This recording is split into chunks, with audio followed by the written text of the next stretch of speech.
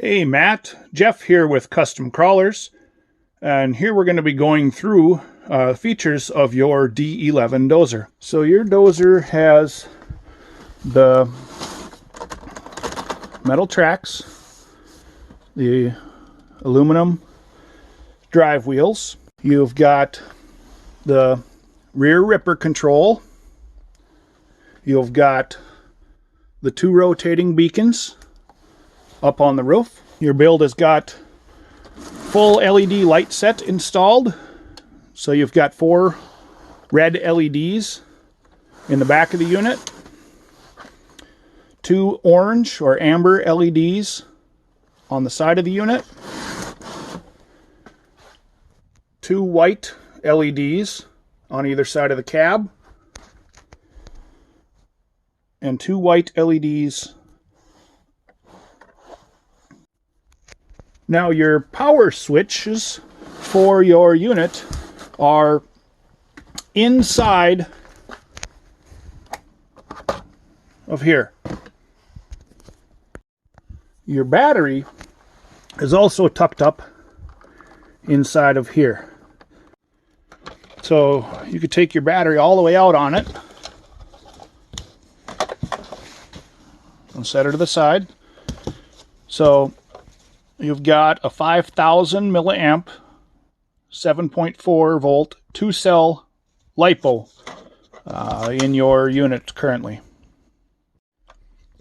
Your dozer is set up to run off of the Dean's plugs. So if you get yourself a different battery or another battery, I would stick with the Dean's plugs because that is what your dozer is designed to run off of, unless you get yourself an adapter that can go from this Dean's plug to a different style. Battery just drops down inside of here, and you can wiggle it to get it all the way down into there. I will get it all plugged in though, and the battery set into place so we can show you the functions. Now let's power on your unit, and inside of here, this switch here kicks your unit on, and it also starts up your lights. Now the switch for your sound unit is just right off to the side here. Right now it is off. So if we shut this off and we turn our switch on for our sound unit, and then we power it up, that beep lets you know that it's engaged and ready to go. So you can run your unit with your sound unit on or off, but currently the way that it's wired up, all of your LED lights will be on as soon as you turn it on to run it. Your LED beacons up on the roof, your rotating beacons, are controlled by the upper left toggle switch on your remote. So if we flip that back and forth, each time we flip that back and forth, it's going to cycle your beacon lights through a different one of their settings and then back to off. Your rear ripper on your unit is controlled by this 3-way switch on the front left side of your radio. Center point is just about touching the ground, and if you flip it up, it moves up. Flip it back to the middle point, it's the same, just above the ground. And if you flip it towards you, or down if you're holding the remote like this, that digs your ripper down into the ground. Now your front blade on your dozer,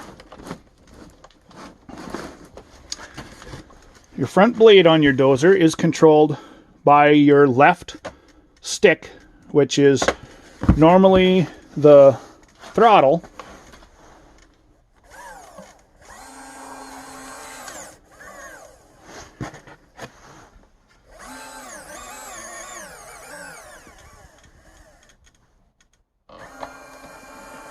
and it is proportional, so depending on where you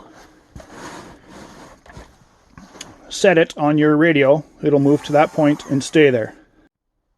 I have found that occasionally with these actuators both wired in parallel, plugged in off your receiver, sometimes they'll get just a little bit offset one way to the other. But if you find that they seem to be off from each other, just bring it all the way back to the top and they should equal each other back out again. Now, as you heard right there, the horn on this unit is set up for also your throttle stick. Now you need to turn it, push it to the right, and that sounds your horn. I've got it set so that it has to go, you have to push it quite a ways to the side. So hopefully you don't accidentally sound your horn when you don't want to. Now, as far as your engine sounds on your unit, they are set and wired in the way that the ESS dual is. If you tap forward on the stick, then your motor sounds start up.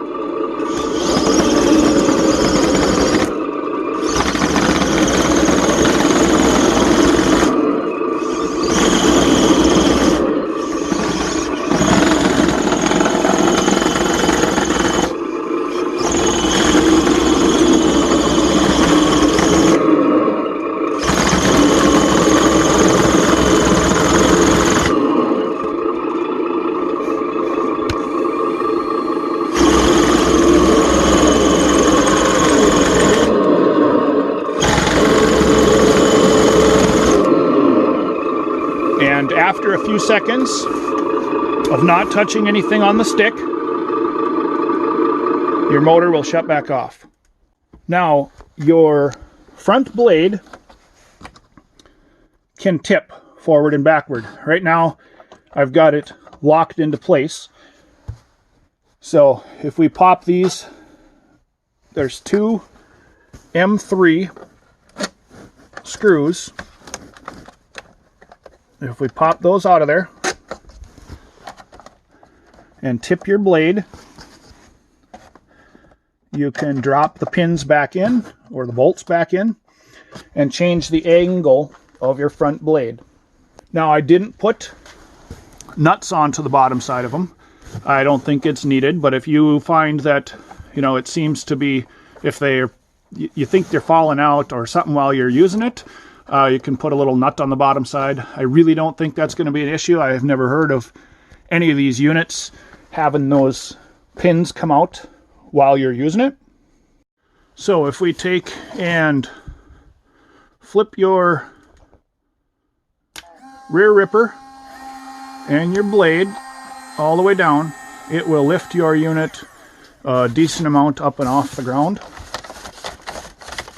So that'll just show you that, your front blade will be able to dig a little bit, a decent amount, probably 3/4 of an inch or so, below ground level. And the same thing with your rear ripper.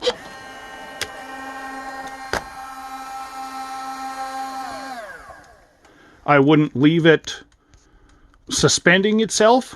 These actuators are pretty strong, but I wouldn't want to put excess strain on them. The unit is fairly heavy. It's not superbly heavy at the moment.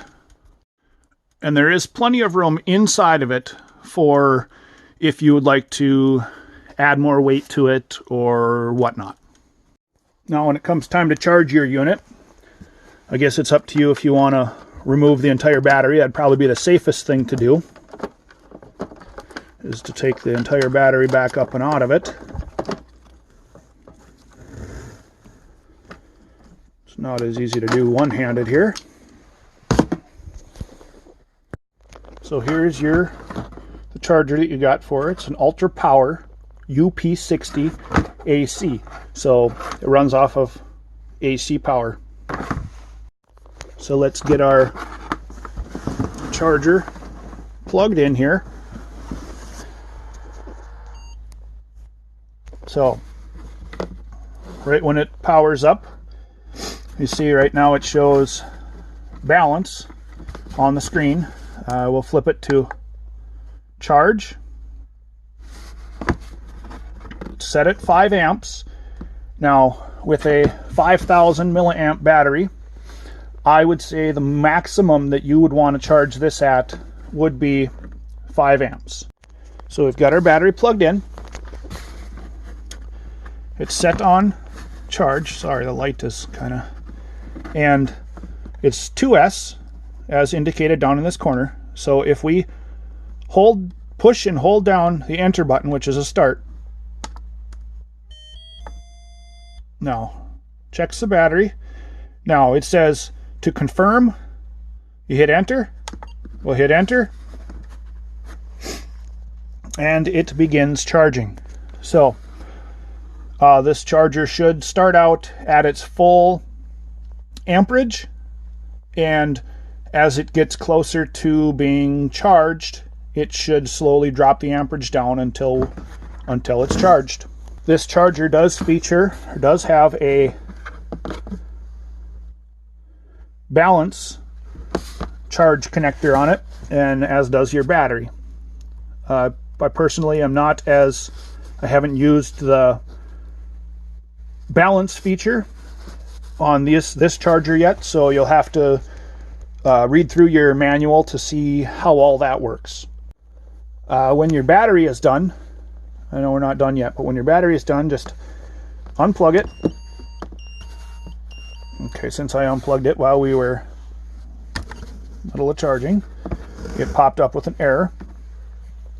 We'll unplug this again. Another thing I almost forgot about is there is a sound controls on your ESS Dual here. If you look down inside of here, let's see here, it's kind of hard to see. There is a plus and a minus buttons on the side of your sound unit there. That will turn up or turn down your volume of your sound unit. Now you have to have the unit on, powered on, while you push that button.